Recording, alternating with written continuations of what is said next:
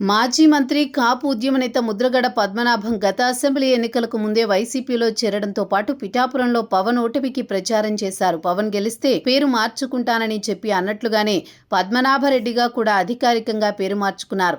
అయితే అప్పట్లో పిఠాపురంలో పవన్ పోటీ సందర్భంగా జనసేన పార్టీ ఆయన్ను తమ పార్టీలోకి ఆహ్వానించిందని ఆ పార్టీకి చెందిన మంత్రి నాదెండ్ల వెల్లడించారు.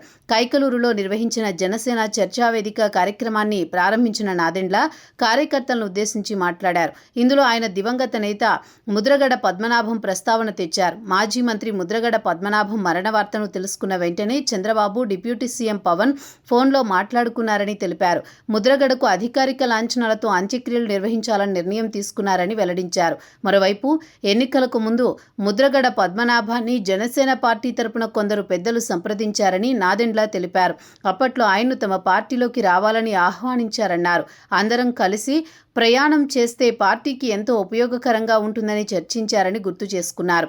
ఈ చర్చల్లో భాగంగానే రాబోయే కూటమి ప్రభుత్వంలో ముద్రగడ పద్మనాభానికి గవర్నర్ పదవి దక్కేలా చూసే బాధ్యతను జనసేన పార్టీ తీసుకుంటుందని పవన్ అప్పట్లో చెప్పారని నాదెండ్ల వెల్లడించారు. ఆయన లాంటి సీనియర్ నాయకుడిని రాష్ట్రం కోల్పోవడం బాధాకరమన్నారు.